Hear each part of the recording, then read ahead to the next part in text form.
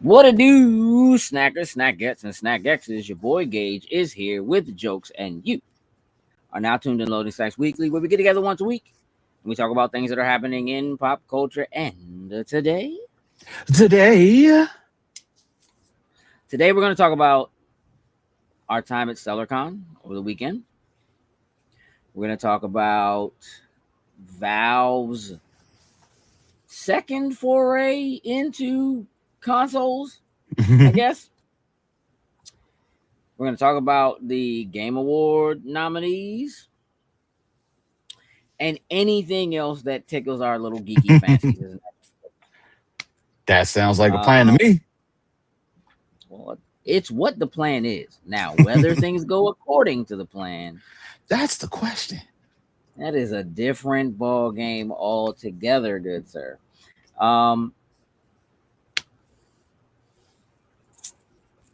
Jokes. Mm-hmm. You have a job to do that requires you to add a link that goes to our website. Yep. And you're going to do it. I need to make it clear that our website needs a little love. Hasn't been updated in a little bit. Things have been tough. It's hard for any of us to decide that we could bring ourselves to make the changes to the website that are necessary. But it'll happen before the week is out. I'm going to have to bite the bullet. All right, jokes? Yep. I'll make it happen. Now, having done that, that brings us to the 619 Hall of Fame. Jokes, would you please? Let's do it. Yes, so let's shout out our top tier patrons, starting with Anthony Cunningham, Marcus Houston, Susan Dortch, Tyrone Carson, Meticulous Skin, Alex Lee, Ellis Mbe, and Kermit Ferguson. Thank you very much. We truly, truly appreciate it. Indeed, we do. Little reminder for all of you who are tuned in currently that the Loading Snacks Movie Club movie of the month is Batman Begins. Joseph, when's the last time you saw Batman Begins? Probably within the last few months. Okay. One day, I don't know which. It was on TV. Started watching it, and a commercial hit, and I was like, "Nope," and then just went and just let the movie play like normal on there for it. What do you mean? But it's What been. do you mean you let it play like normal? I don't understand. Oh no! Well, played it from. I have it digitally, so then I just went to it and started playing it from there because I was like, these commercials. I was like, nah, this ain't gonna work. Ads are trash. Can't do it. I am an ad snob. Jokes. Ad snob. They provide. You know what? We're off the tracks now. Let me tell you something, dog. I need to have a conversation about ads, bro. I don't like ads. Mm-hmm. However, what, man? Talking about Ellis, of course. Ellis said Batman Begins, a joint where Batman's cape was a big blanket. Listen, Ellis, maybe you don't know. I think that Nolan's Batman trilogy is meh at best. But we'll dissect that in a couple of weeks. Here's the thing, jokes. When I was growing up, we would sing the songs from commercials. Mm-hmm. We would jingles were important. They were a part of growing up. The problem with ads now is that they are served wherever, bro. So the issue now, right, with ads versus commercials. Mm-hmm. Grew up on commercials. advertising in terms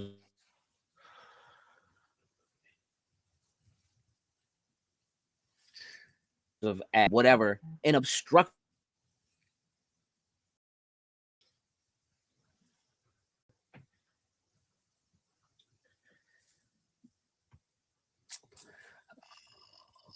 because is this because we talked about Batman just now? Wayne Tech.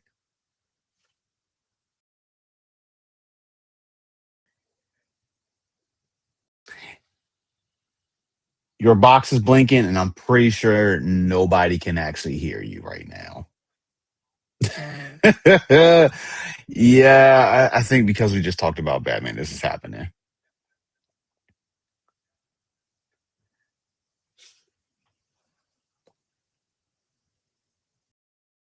Yep. It all just you gotta talk about Batman for all of 2 seconds. 2 seconds. Let's see if he can jump back in. And then things go awry. There we go. No. All because we talked about Batman. All because we talked about Batman for all of a few seconds. It's necessary. It is. It's necessary. I can see the chat now though, and I couldn't see the chat before. Oh, nice. Look at that. Yeah, look, man. Ads have always been placed like on your way to a thing. Mhm. Billboards and posters and you know whatever was like you're already on the bus and there's this empty space on the bus, so we're gonna put an advertisement on the bus. The bus is driving past you, we'll put an advertisement on the side of the bus. Taxi cabs are going by you, we'll put an ad on top of the taxi cab. Like ads have always been there and highly visible, but they were never in the way, right? And commercials were built in. TV shows were written so that they would take a commercial break. You knew when the commercials were coming. They actually felt like here's a moment for you to catch your breath, think about what just happened, run to the bathroom, grab a snack. Like they were there in service of the person who was the viewer. And they had good jingles, bro. And you would sing along with the jingles. If you don't know the Empire Carpet Joint, I don't know who you are, bro. Hey, bro, hold You know up. I gotta go through because it's like, hey, Ellis. Listen, hey, Ellis, we're gonna get to that. We're gonna get to that, right? But he said jingles. Hey, listen, you gave him an idea. Listen, let me talk to you. Wait till I get finished because it's getting real. It if you don't know 877 cash now. You know what I'm saying? They're on all the pitches, bro. They used to matter. They were a part of things. We would talk about them at school, from elementary school all the way up, recess, whatever. Like advertisements were important and they were a part of what you were doing, and they were never in the way. In the realm of streaming, the issue has become that they just drop ads wherever. And shows are no longer written. Movies that you're watching, if your paid version or your free version of whatever you're getting is something that interrupts your viewing, right? It's a little less obtrusive if you're on Pandora and it comes in between songs, you know what I mean, or something like that. But ad breaks literally just be like, ha, I'm in here. You gonna listen to me if you want to see the rest of this video. And they are specifically obtrusive. And it's not just the way that ads are in streaming, it is the way that ads are in mobile gaming and that kind of thing. And the revenue that comes from ads is so high that it actually kind of makes more sense for ads to be in the way if you are the owner of the streaming service, because you will either make the money from the ad agency, you'll get the ad revenue, or people will be like me and they will pay you to not be interrupted. Right? So you make the money anyway. Ads never used to feel like an interruption. And now they are specifically an interruption under many circumstances. And once you get on the crack that is the paid, I don't have ads. Once you get on that crack, bro, Try to go back. It is something that just does not work at all. hey, dog, I can't even. When somebody tries to show me a video and that joint has ads, I feel like I need to rescue them. It makes me literally feel like I need to stage an intervention. I literally look down on people. I don't mean to. I'd literally just be like, ew, you have ads. I'm not watching this. I'm not waiting for your ad to finish so you can show me this thing we just spent 10 minutes talking about that you felt so compelled. It was so funny. Such a good video that you had to pull it up on your phone and show it to me and look for it and dig through whatever to try to find it. Then you find it. And now you 30 want me seconds to of wait ads for before an you ad? show it. Not happening. I refuse, and I have therefore become an ad snob. And it's not because ads aren't good or important or don't get things across. It's because they're disruptive. They tend to be in the way. And man, look, if they had a good jingle, if it felt good when they came on, if it felt like they weren't actually interrupting what you were doing, which is very difficult to do when it seems so random. You know what I mean? Like, just sometimes it's you can watch 2 30-second ads before this video plays, and sometimes it's, hey, we just gonna throw this thing in here, and you just, when we feel like it, that's when you get it. It's tricky, bro, and I hate it. I know it's necessary. It's how I learn about so many things. But it's tricky. I can see the chat going off. It's probably mostly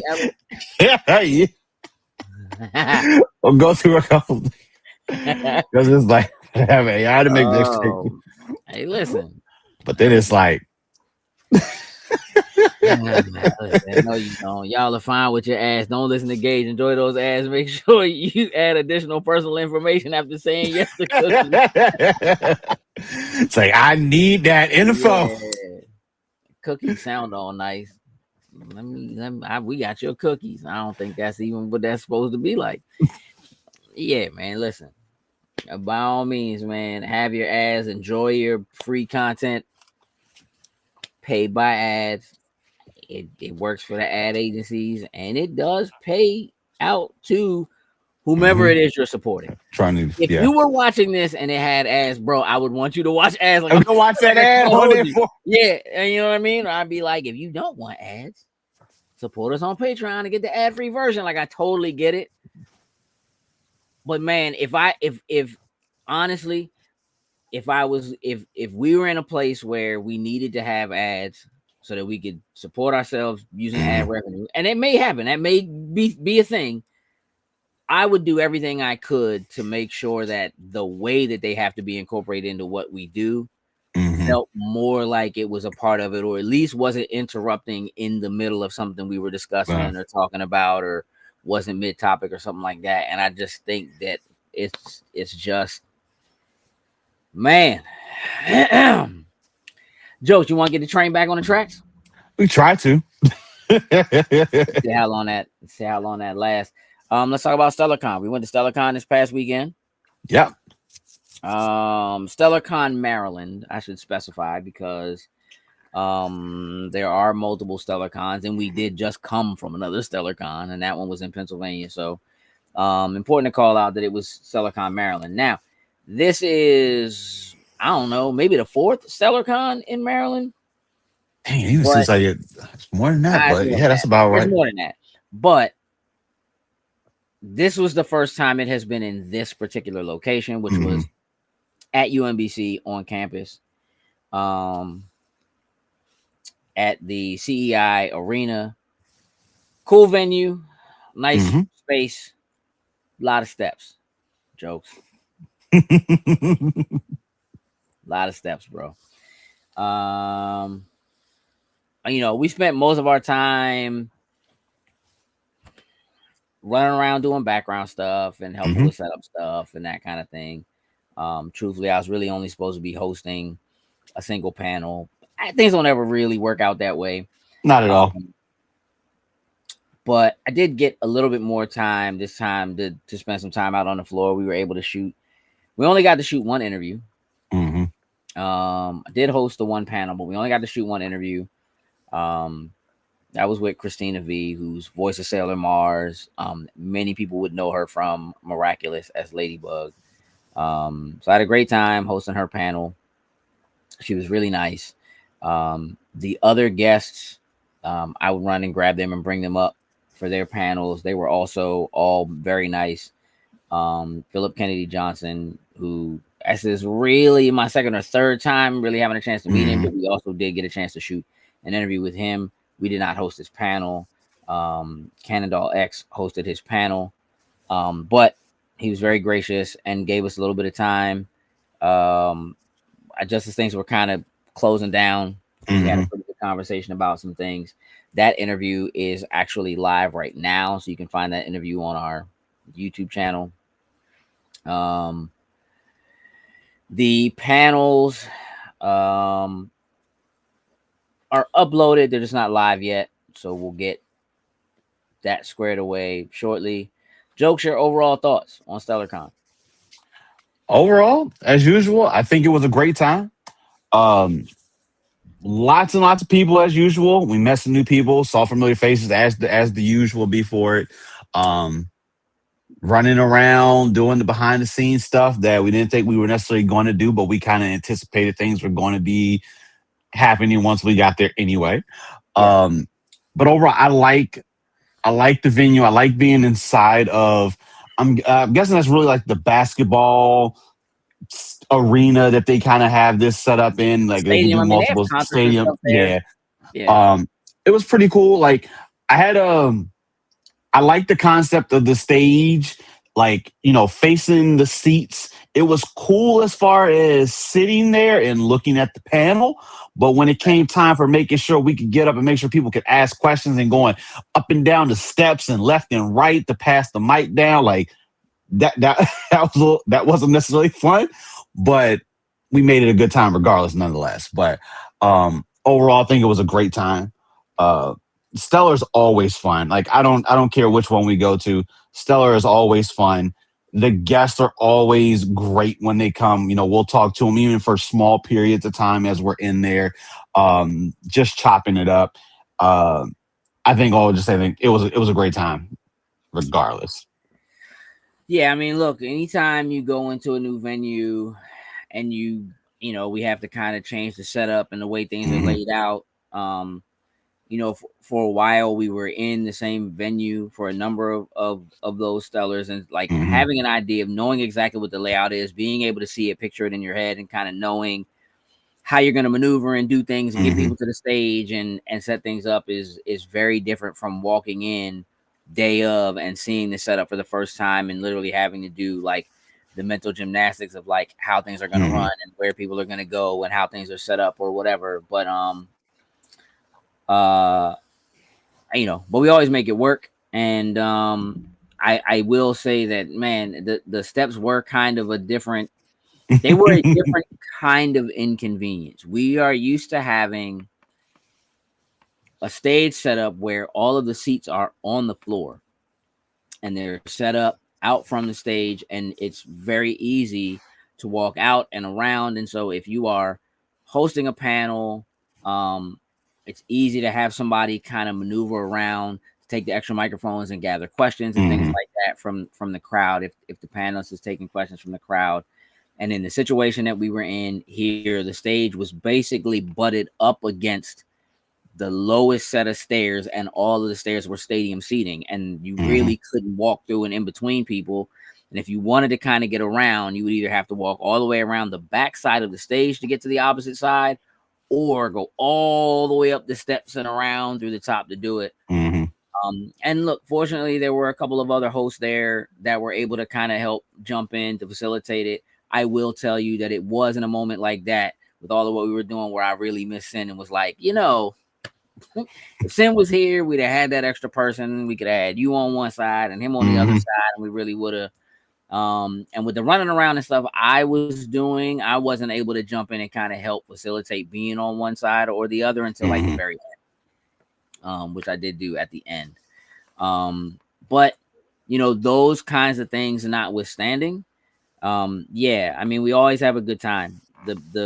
There people should know that fires exist, but you know what happens in the kitchen doesn't affect what's going on in a restaurant unless your food's late. You know what I mean? Yeah.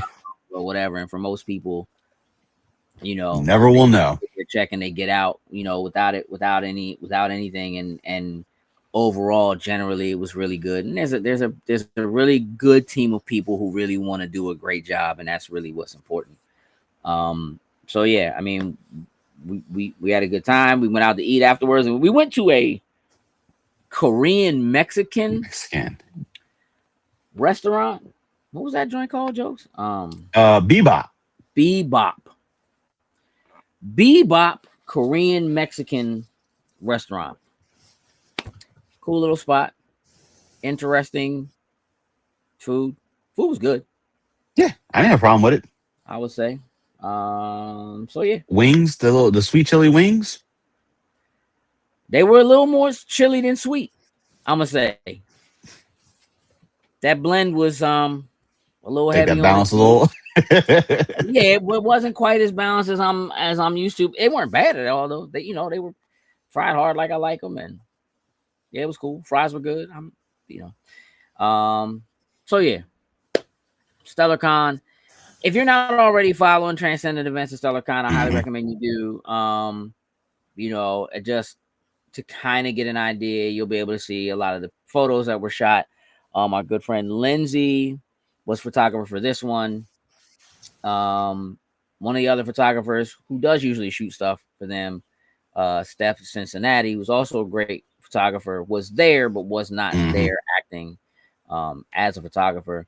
Lindsay's usually really good about getting stuff turned around, and we'll probably have pictures up before you know it. So if you were there and you know you're not linked there, make sure you're just following them. You know, if you're old enough to be on Facebook, and what I mean by that is because Facebook is for the 35s and ups. I just want y'all to know.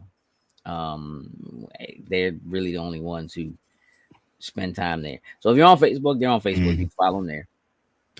Otherwise, Instagram, I would say, would probably be the best place to be linked with them. Jokes? Yep. You got to talk about Valve. If you could, I just share the website. You know what I mean? While we're kind of talking about what's going on with Valve. For any of you who are unawares, Valve has decided to once again enter. I don't know, Jokes. Are they entering the console space? Is that the? I guess re-entering, because I mean it's like we've tried this before, and I mean first go around I would say was meh, okay, kind of. It didn't work the way that they wanted to, but I think it's just re-entering the realm. Well, okay, so Valve announced 3 new pieces of hardware. Okay. The Steam Deck has been out for a couple of years now.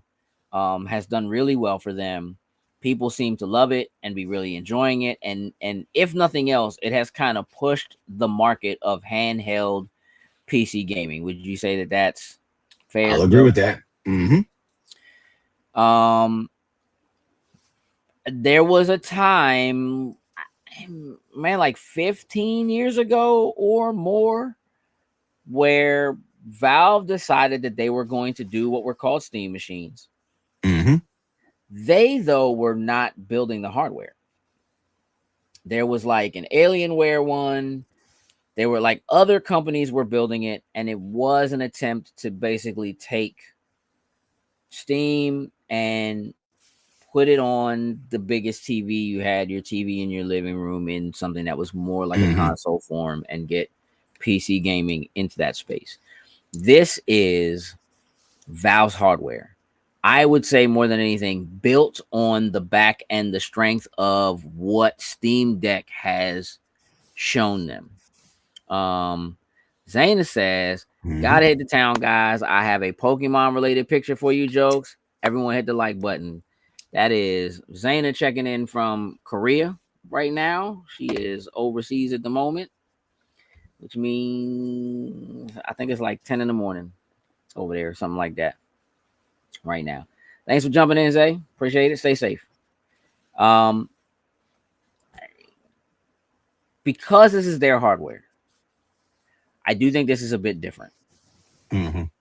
I think that a lot of the lessons that they learned, one from the mistakes that came from the first Steam machine, but then also from what they've learned with the Steam Deck. I scroll down a little bit, Jokes, and let's kind of talk about what they're doing, kind of what makes this different from what they did before. You know, a lot of what they're talking about, this in and of itself, the Steam OS being front and center, literally optimized for gaming, very small form factor. So it is like a 6.5 inch by 6.5 inch cube. It's like smaller than a GameCube, or like around the size of a GameCube. So it's a very small unit, but does have a lot of power, which is why in the image there you see it like next to a banana. It's basically smaller than a banana. It does have a lot of ports on it. It's got a really strong CPU and GPU for 4K gaming at 60 frames a second. We'll see how that actually turns out, but it's there. They are using FSR, which is essentially it's like a frame repeater to help get the 60 frames up. That's probably the easiest way to explain it. Now, there are going to be two versions, Jokes. There's a 512 gigabyte one and a 2 terabyte one, which is quite the jump, Jokes. 512 gigabytes versus 2 terabytes is an insane difference to me. But both have expandable storage using micro SD card slot. Which I also find very interesting. And I like, because being able to put your library or whatever you have on a micro SD. Very simple and convenient. So simple and so convenient. And here's what I think will help make the difference. That in and of itself. Oh, what's up? J. Robert Deans. Hey, Kidlet. Thanks for stopping in and saying hey. Obviously, we have to try to. They haven't given a price. It's not supposed to drop until spring of next year. Based on what you know about it right now, Jokes, and the size of the internal disk space, what price points are you thinking for this box? I'm thinking on the low side for the 512, maybe like $7.99. I think we put it in the price realm of where the consoles are. Obviously, being able to access the Steam library is going to be pretty sweet on here. They did say you can put your own OS on here, which means you can also potentially, run Windows. You could, have access to Game Pass and other things as well too on there, which makes it very flexible. So I think $7.99 is a good place to start with. And then if we go to 2 terabyte, I think we'll see that jump to like $9.99 on there, which is not too far out. Yeah. I think the micro SD is great. Now, as far as speed wise and what it can do, now obviously we've had some newer micro SD cards that have come out recently that are much faster than what they used to be. So I'm pretty sure they're going to have to be designed to handle the type of games you're going to be able to throw at it. I wonder how easy of access they're going to make it, because I'm sure you'll be able to go in and put your own SSD on the inside of it. Wouldn't surprise me. Yeah, no, there is expandability for a standard size um, drive. You can add Mm. an MBE drive to it if you want to. So there is But also that. but They're 800 very in the clear grand. about saying that like this is a computer, and literally like on here it tells you like who are we to tell you what you can do with your computer. This is a computer. Like if Hmm. you want to run Windows on it and do productivity stuff as opposed to gaming or along with gaming, Hmm. it's yours to do. It is very Yeah, much that's being actually treated just like the way the Steam Deck is. got an LED Um, strip, y'all.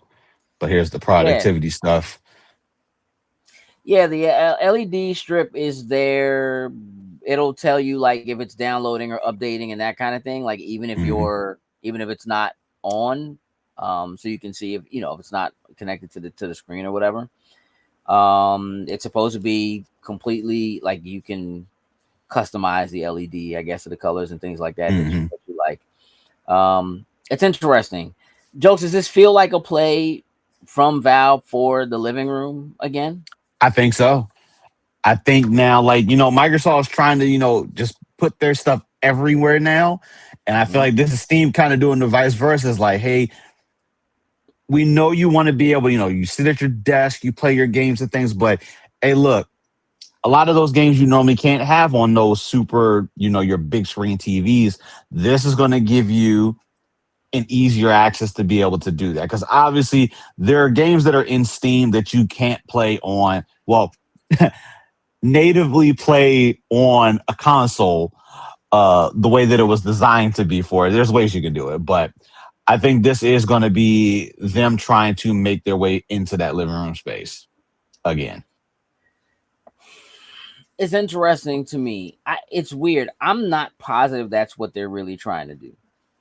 And the only reason why I say that is because none of the videos and advertising that they're showing are Hmm. showing it in a living room. They are saying you can hook it up Hmm. to a TV, but everything they're showing is somebody at a desk. They are showing people at a desk doing productivity stuff. They are showing people like this young lady streaming from Hmm. a desk. They're not showing people there is the one video with the two people sitting on the couch, right? Hmm. But that's one video out of like three or four. It's interesting to me that they're making that kind of play. What I think is happening, I think what they're seeing is the influx of Switch players Hmm. combined with and partially because of the pandemic, um, combined with what they're seeing with Steam, with the Steam Deck, I think they're seeing more casual players who are more interested in being able to do quote unquote PC gaming with much more of the ease of a console, Hmm. with options for flexibility in terms of what you can do graphics wise and what you want to run. But I think what they're doing is I think they're making a play to have more people who are casually interested in doing like what this young lady is doing here, playing cozy games, being a Hmm. streamer, running on Twitch, having a YouTube channel, more and more people who are quote unquote regular people, quote unquote, not your traditional gamer. They are, Hmm. you know, I don't know, for all intents and purposes, muggles in the gaming world, right? Um, who have picked up a wand and enjoyed, firing some magic if they know the words, right? I think that there's a casual market that Steam is looking to capture market share from because they already own the market share in the PC space. Hmm. So if they can get the casual folks in their box and on Steam with that library, right? Where when you log into your Steam account, your stuff is just there, same as Microsoft's been trying to do with Xbox and Game Pass. You log Hmm. into your account and your stuff is just there and it works on everything. On your Steam Deck, you log in and your games are there. use the same SD card on your Steam Deck as you use on the Steam machine. And which we're going to get to, they also have a micro SD slot that works on the Steam Frame, which is the VR headset that they also announced when they announced this. So having access to all your games and moving them between all three of those realms, which, by the way, if you also happen to get whatever this next Xbox is, or you have a ROG Ally, which also has access to your Steam stuff, you have access to your stuff there anyway. But if they get you in the ecosystem and they can grab the casual player now, it really isn't, I don't think, necessarily a matter of them trying to be on your biggest TV in your living room. I'm not even positive that people use the TVs in their living room the way they used to, because a lot of people don't have TV, right? Like they don't have traditional like cable television. A lot of people have cut the cord and they really just stream. And so for a lot of them, the TV is a streaming box, and they might have an Xbox or a PlayStation connected to it. And yes, that's where they would want to play, on the biggest screen they have. So I'm not saying I don't think they're making a play at all for that space. Like obviously, if you have it, you can use it in either of those spaces. But if you look at the amount of space that the desktop, like if she had a tower, right? If you look at that setup and how clean and how neat it looks, how cute the little cube is, right? It doesn't look anywhere near as intimidating as these rigs that people seem to end up having to get, and what they got to do, and the, you know, the 4030s and like all of that, you know, all of the GPUs and the changing out stuff, like all of that is stuff that the average person just doesn't want to deal with. And if you can simplify it and put it in a form like this, that is still something you would have on your desktop. And it does become something that I think you're more likely to get and to use.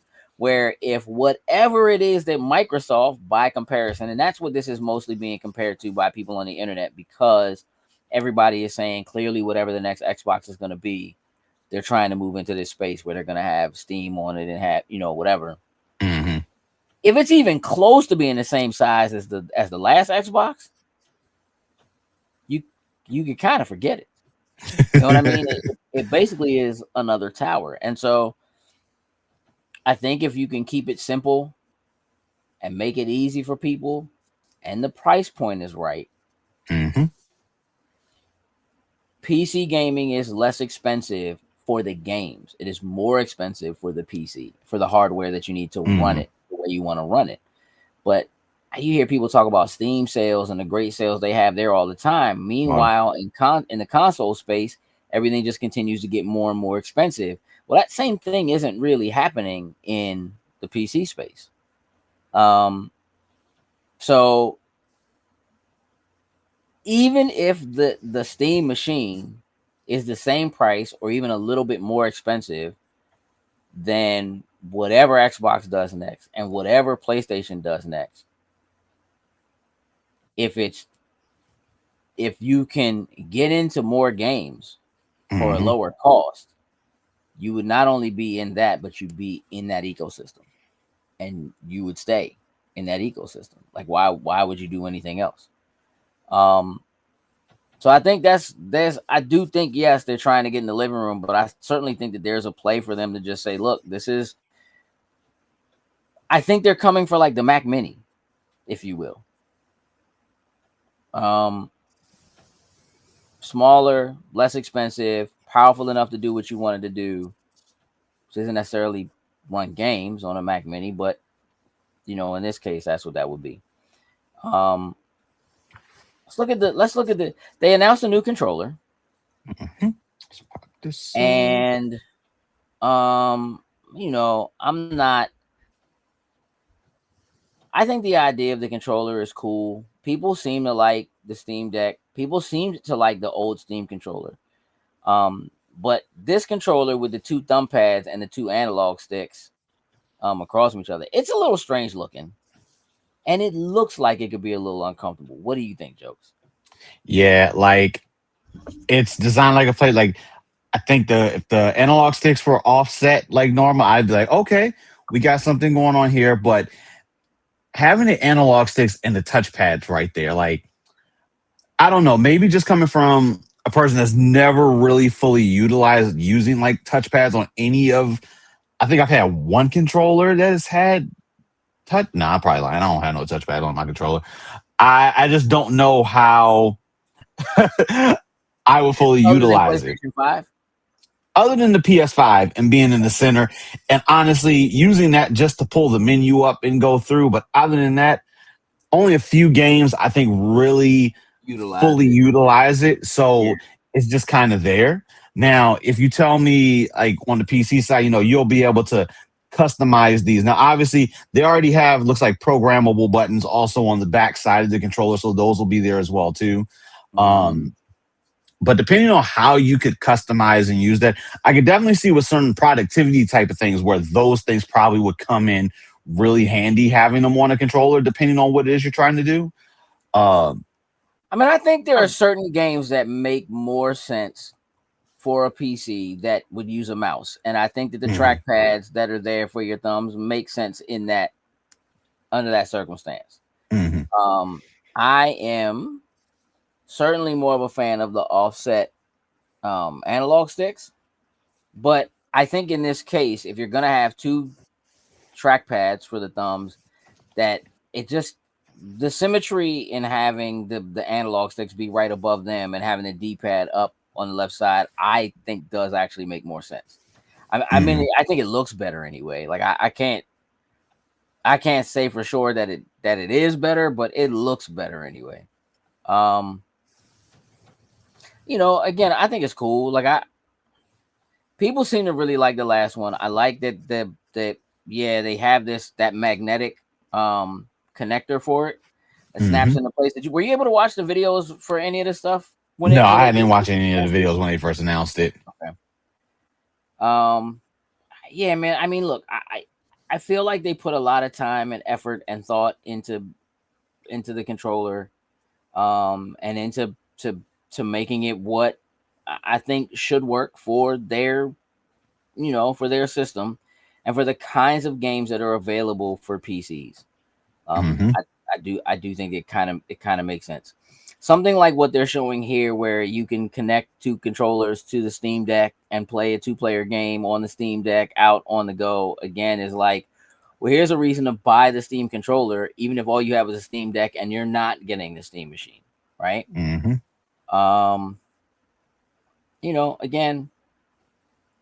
I think it's smart.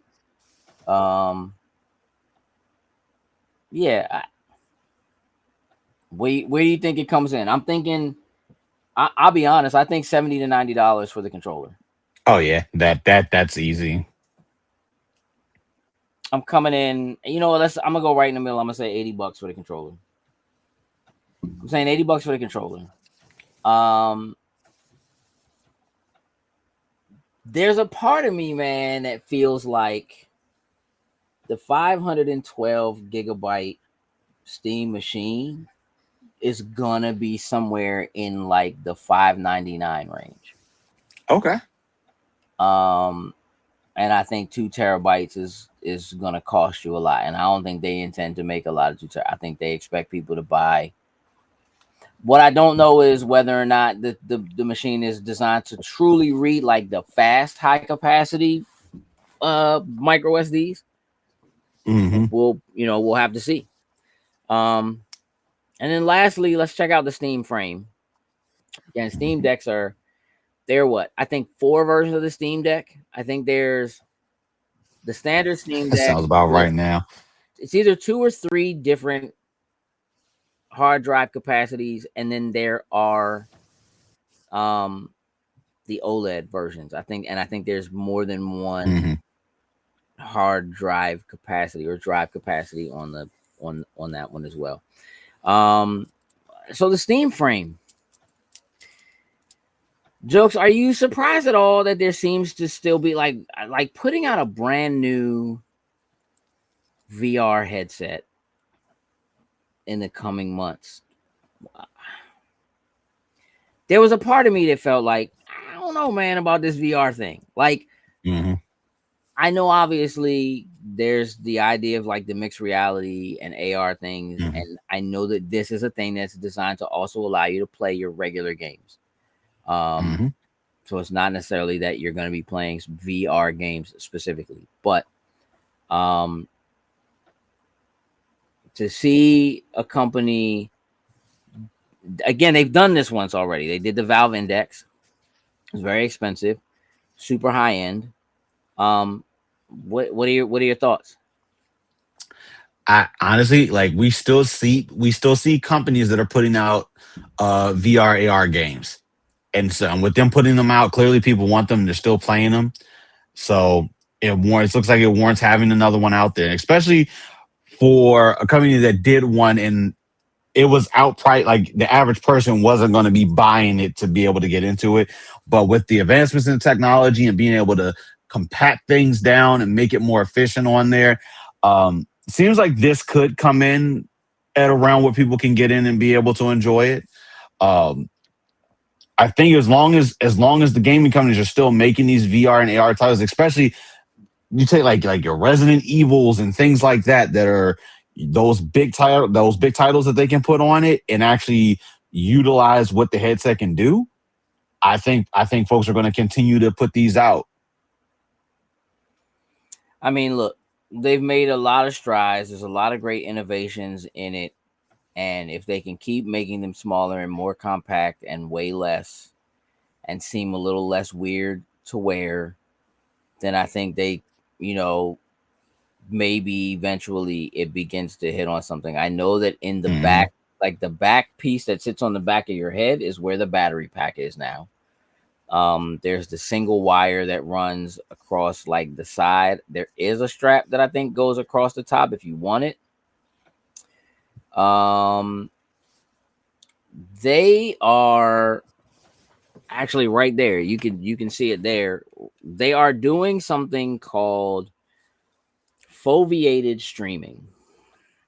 And what that is there is an eye tracking technology built into the headset that makes it so it only makes the pixels like perfect where your eyes are actually looking. That's actually kind of crazy. It is kind of crazy, right? You can actually read it. Let me see. You can read it there. Foveated streaming is a new feature that optimizes detail where your eyes are looking and typically offers a 10 times improvement in image quality and effective bandwidth. Behind the scenes, we're using low latency eye tracking data to steer the best quality pixels only to where you're looking. This all happens without you noticing and works for your entire Steam library.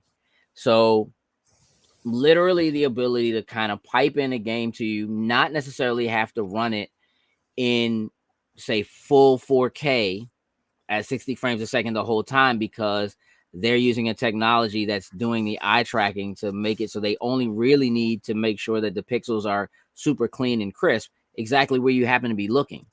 It's a very interesting change of things and could be the difference between, people really falling in love with it versus not.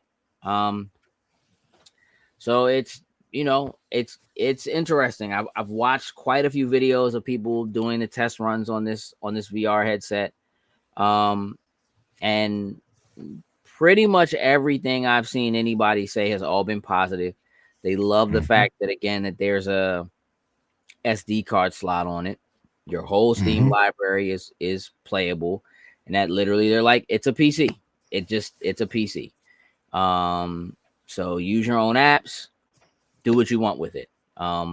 So again, I think it's interesting. I think that the fact that, again, they're kind of putting it out there the way they did with Steam Deck, and they're kind of like, do what you want to it. If you want to do something different so that it fits your face better or whatever, like, here's all the specs for it. You can 3D print. Even the Steam machine, like, it has covers for the front face of it. I saw that. The extra ones, like, literally, they're giving you the thing, and you can just 3D print your own. And that's amazing. Stuff like that for it, right? Customizability, man, and making things your own is kind of a really big deal right now, and they might be in the right space on that. So anyway, pretty interesting stuff coming out of Steam.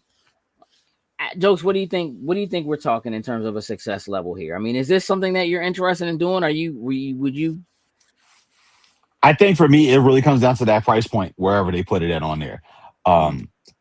I'm definitely interested in the Steam machine just for like I have a gaming laptop. You know, at this point now, that machine's 6 years old. So it runs, it does good, but as new stuff comes out and things start taxing a little bit more, it's starting to push it. So I think this for me, because I'm not going to right now building a super high end gaming rig, just not in the cards. Right. If that machine comes in at the right price point, I think that's where I pick up a machine like that to be able to hook up and start using. As far as Steam frames, I think price point, decent price point. Maybe this is where I would jump in.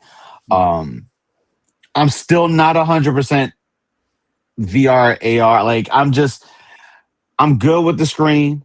My thing will be is if they somehow incorporate being able to do custom lenses, because if I have to put that thing on and either I doubt it'll fit over these type of glasses, my vision's Oh already no, you jacked. can. You can do Oh, you custom. can? Yeah. Good. You can do custom. Good. Yeah, you can do custom lenses for it.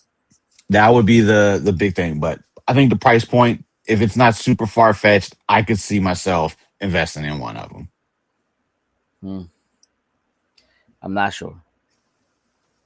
I think price point is going to be killer.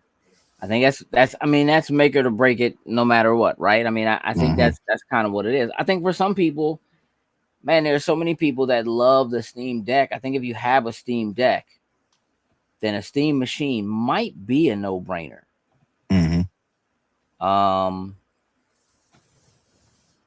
It might just make sense. Like if you've been on a Steam Deck and you've been downloading games and they can see the numbers. They know who's playing on what type of machine. They know who's downloading based on having that kind of machine. Many people who I think have a Steam Deck don't have a PC that can run the same games they can run on their handheld. And technically, you could hook up a Steam Deck to a television if you wanted to. So,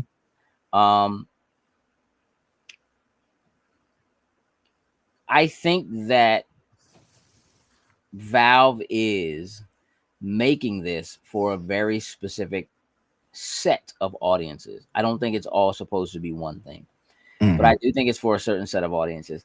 The Steam Deck at the price point that it released at is a premium product for a very specific market.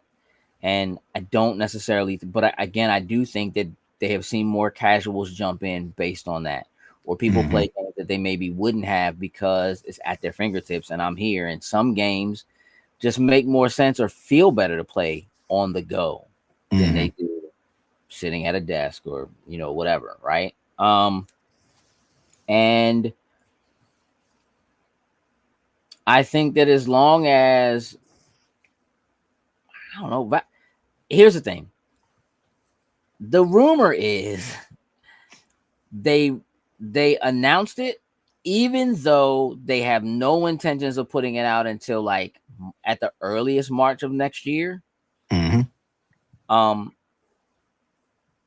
Because just like they did with the Index, in order to move the headset, they did HalfLife Alyx. The rumor is HalfLife 3 is going to ship with the Steam machine. And that in and of itself, that will make people buy the thing. It will move units. And so that is the rumor. And there are some people that seem to think that we may get our first viewing of it at the Game Awards. That's why they went ahead and talked about the hardware now, so that people could come and test. Because people apparently did their testing and stuff like that like a few weeks ago. And they announced it last week.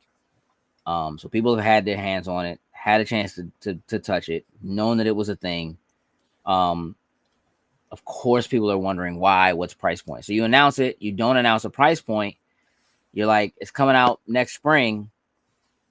You drop a trailer at Game Awards for Half-Life 3 and say, yeah, it's coming to machines, but it's going to be included or packed in right with the Steam machine. it almost doesn't matter what the price point of the Steam machine is at that point. People are just going to be like, oh, well, I have to have this. And I think that's smart. I think it's smart. I think that makes sense. We'll have to see. But speaking of the Game Awards, yesterday, the nominees for all of the categories for the Game Awards were announced, with the exception of one category. We're not going to go through all of that. I don't want to talk about all that jokes, but I do want to talk about the Game of the Year nominees. Mm-hmm. Did you get a chance to see it? Did you look at any of them? Yeah, I looked at the Game of the Year ones at least. Not from the list I just sent you. Nope, just the actual, just the website. Just listen to Jeff Keighley talk for 10 minutes about who's nominated and for what. Game of the Year nominees: Claire Obscure Expedition 33, Death Stranding 2 on the Beach, Donkey Kong Bonanza, Hades 2, Hollow Knight Silksong, and Kingdom Come Deliverance 2. What do you think? Is there anything they missed? Is there something you think should be on the Game of the Year list? Should replace something else that's on it? You feel like something got overlooked? I can't think of anything major that would be thrown on it. There are people who feel like Arc Raiders, even though it like just came out a week ago or whatever, it did get nominated. I think for multiple awards, but it didn't get nominated for Game of the Year. And there are people who are like, "It's the best game ever. Like, it needs to be nominated for Game of the Year." They got snubbed.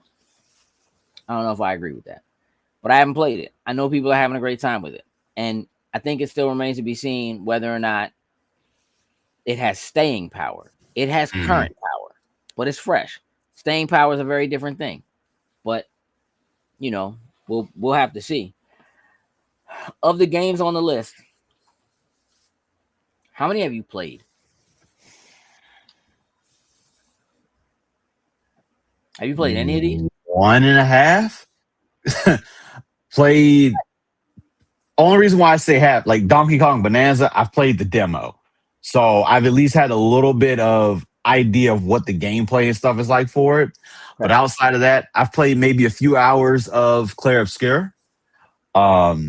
Never finished. I didn't finish the first Death Stranding, so I haven't even bought the second one yet. Hades, I played the first one. It was cool. I haven't played the second one. Hollow Knight I haven't touched. And Kingdom Come. Kingdom Come is not Game Pass, is it? The first one might be. That's what, yeah. I don't remember if the second one is, but I don't think the second. It actually might be. I don't know. From a systems standpoint, it seems like something I could be interested in. But from a like time period and what's going on standpoint, like I kind of don't care. So it just doesn't really interest me. Though I know that the people who are playing it seem to really love it and love it based on, again, like the systems driven sandbox that it is. I played Hollow Knight, this Game Pass. And I played Claire Obscure. And without playing any of the rest of these games, it's unfair to say, but I'll tell you that I think Claire Obscure is probably the best game on this list. And for a couple of reasons. One, it is a small indie team that kind of like Hades, but Hades is in its second coming, and everybody already knows that team, and that team has had multiple game releases that have every game they do has been super well received. Claire Obscure was such a surprise, so well done, so well put together, from the animations to the systems, the fight system, the music, and the acting, that I think if you had to compare top to bottom Probably the only thing that comes close to it, and again, they're very different games, might be Death Stranding. And it's Killy. So Death Stranding may be the him and Kojima, it's a little tricky. But I think that Clair Obscur is more or less the indie darling in this. I think that Donkey Kong Bonanza is, from what I've seen and listened to people talk about it, it seems to be incredible. And Nintendo generally doesn't miss in terms of quality and that kind of thing. So I think there's that. People love Hades too, but they have been playing it in its non 1.0 form for a long time and loving it. Basically able to play through it. So they've been playing it for over a year. I also think it doesn't have as many players because it's not on everything. Hollow Knight, people have been waiting forever for. They finally got it, and it more than lived up to the expectations of everybody who got it. And even with that, I still don't think it's a Clair Obscur. Expedition 33. Kingdom Come. It is a sequel to the Kingdom Come that it does what the first one did, but better than the first one did, which is an expectation. So I don't know that it matters. If I had to bet on it, Clair Obscur wins this joint. I think it should. Like I was looking. I won't even I was looking to see. Yeah, that's not Kingdom Come Deliverance 2 is not even a Game Pass. That is still a full price title, so I probably will not be playing that before the Game Awards. But I'll probably try. Yeah, I'll probably play a little bit more of Expedition 33. Just kind of get a feel for it. Probably play some Hollow Knight too. Do you do Metroidvanias? Yeah, I would say not really. You're gonna hate. Not really. Do you do like Souls games? I've played the love-hate relationship. I will play them.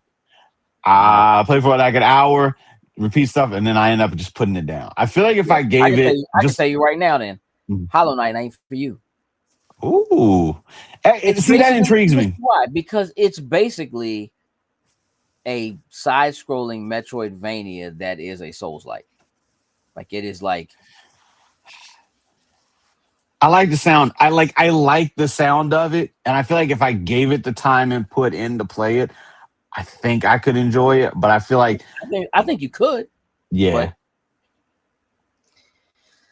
But, Clair Obscur, by my count, has like 12 nominations, which is like the most in history for the Game Awards. Like no other. It's nominated in basically every category it could be nominated in. Right. That's the only other thing that makes me feel like they might snub that joint for Game of the Year because it's lining up with everything else. Yeah. But I'm gonna tell you what. I would love to see that joint straight sweep. Every joint they're up for, I would love for them to get it. I just would. I would love for them to get every single joint they're up for. Yeah, like I'm just scrolling through right now looking at. Yeah, it's literally almost in every single category. Oh, damn. Not to mention, I didn't realize that's Charlie Cox that is actually doing the voice of the character in Expedition 33. Oh, yeah. So. Yeah. It's, I would love to see them sweep that joint, bro. We'll see.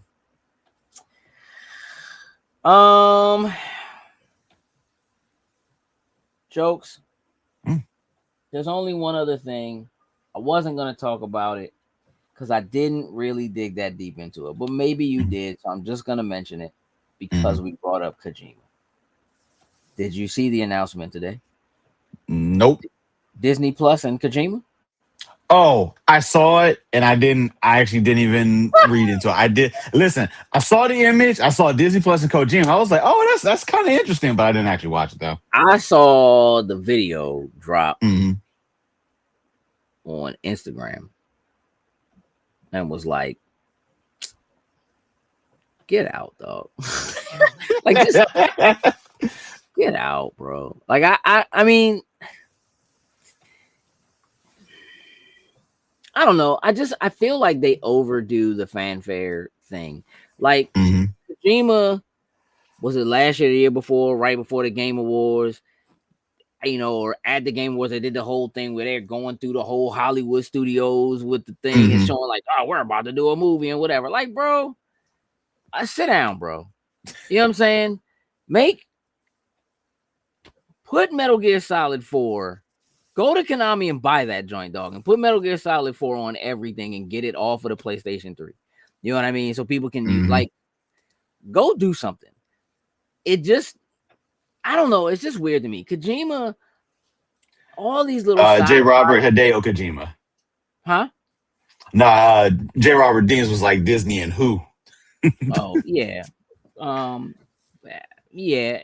Like, all of these little side projects, these other things that are just kind of like, bro, he'll announce games that don't come out for 5 or 6 years or whatever it is. So, like, we just got the little teaser for OD, but that's been around. There's the other joint, Fizzant, that he's supposed to be doing that we're like, all right, what's going on with that? Then there's like a little bit of back and forth about the possibility of a Silent Hill thing, and he's doing the movie thing with like so and so, and now the Disney thing. And I'm not saying that you can't do a lot of things at once and still do them well.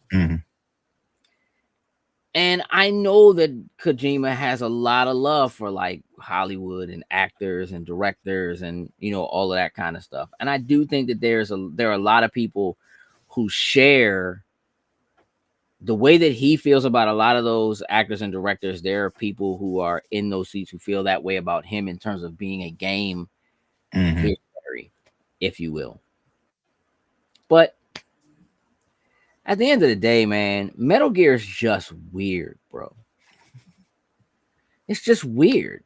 It doesn't really make any sense. It's weird. It takes like 4 encyclopedias for you to try to make sense of any piece of the story. It is so, and I think that's part of the reason why I like it, even though I don't be understanding a good chunk of the stuff, but there's at least those small pieces that you can at least like, okay, obviously you can latch on to Snake, you can latch on some of these characters and understand them a little bit. But when they be going and telling like the backstories, hey, listen, Snake is probably one of the most convoluted characters out there that when you hear his name in multiple titles and it actually isn't the same guy, right? The average person is going to lose their mind if they've never even realized that. Yeah, whatever, dog. Like I don't know. I can appreciate trying to do things that are different. There are pieces of me that feel like Hideo Kojima isn't that different from Peter Moore, who just be announcing stuff and saying, oh, you're going to be able to do all this stuff, and then you can't really do this stuff in the game. And so, like, coming out and being like, I'm doing a completely new game. It's a completely new genre. It's the Stranding genre. Hey, bro, somebody tell me what that means. What that even means. Like, there's a whole game out already and another game that has come out beyond it that is now nominated for Game of the Year, and nobody can tell me what the Stranding genre is. What does it mean?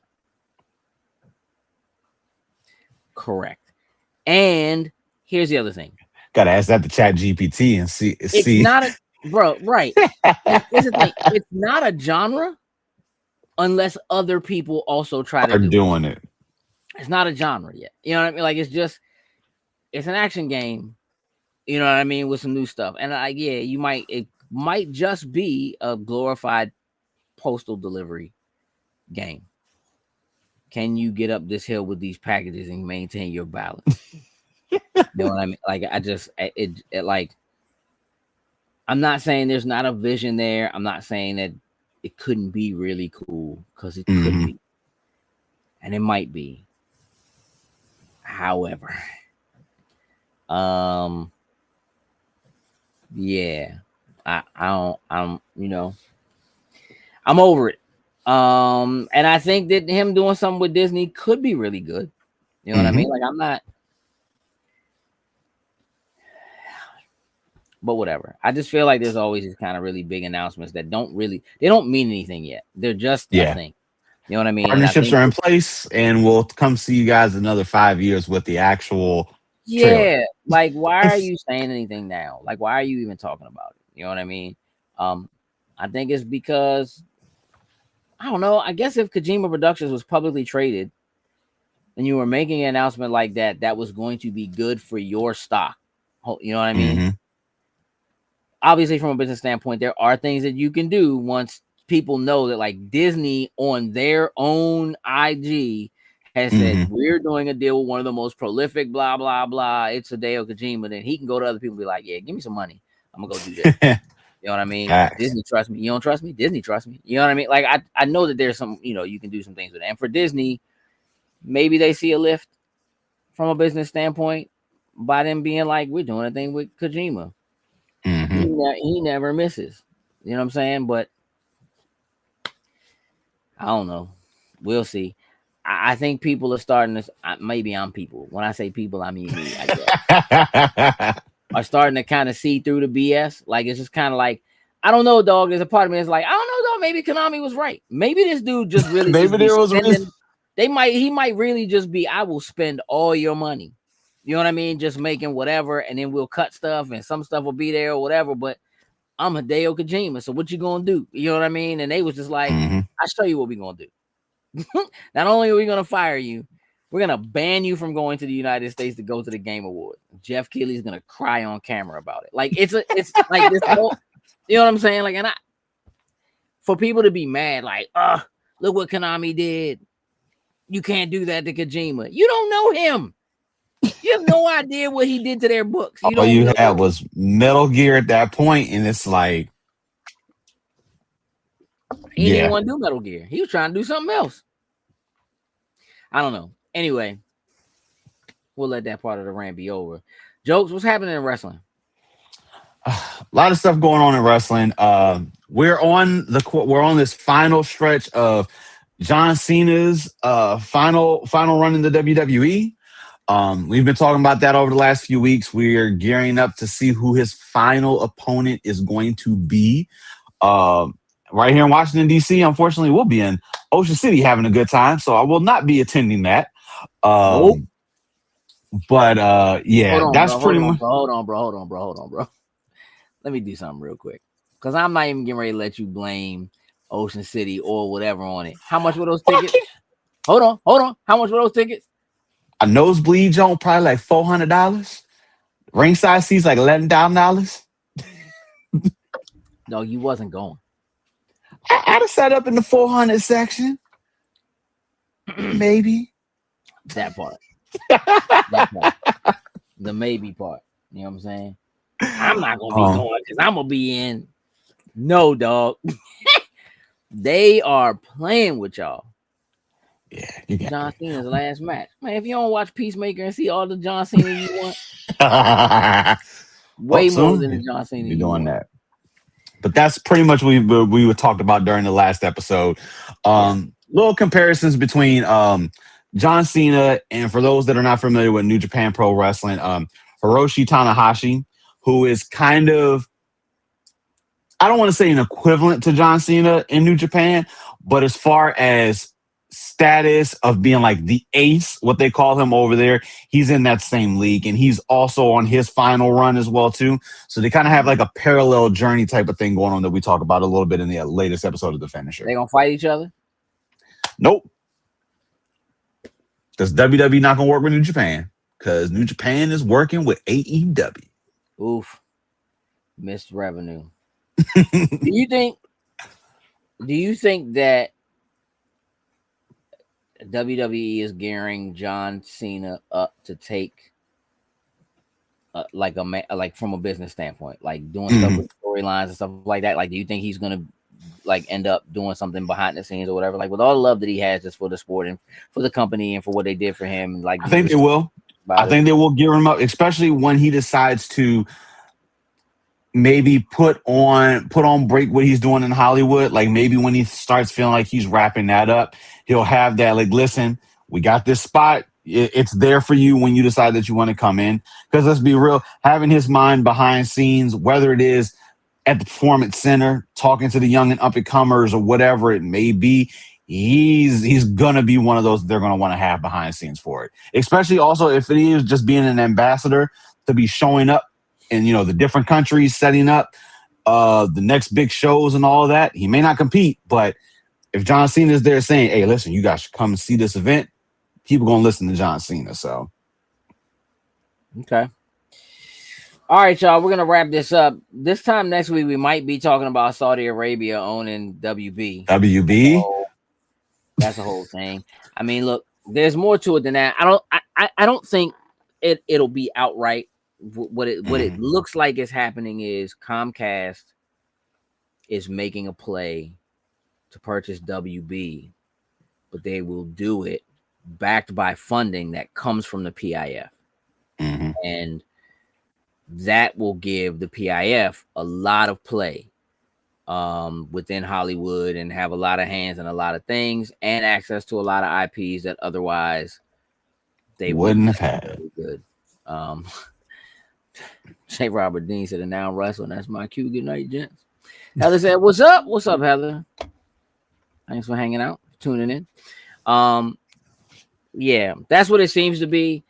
There also seems to be, I try to keep, politics is in everything now because they won't leave our media alone. But it seems that the push from Trump to remove Seth Meyers because Seth Meyers is at NBC is kind of a play for them to force, without getting too deep, the head of Comcast, who is trying to garner this deal with the PIF through the FCC to get WB, is kind of now under pressure to remove Seth Meyers because Trump wants him to, because if he doesn't, then they're not going to let the deal go through.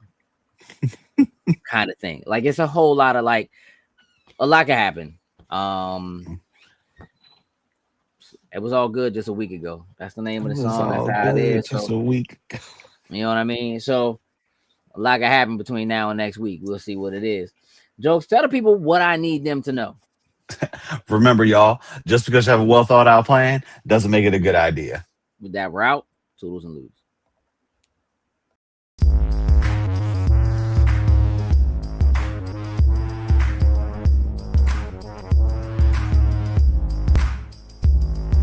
Loading snacks.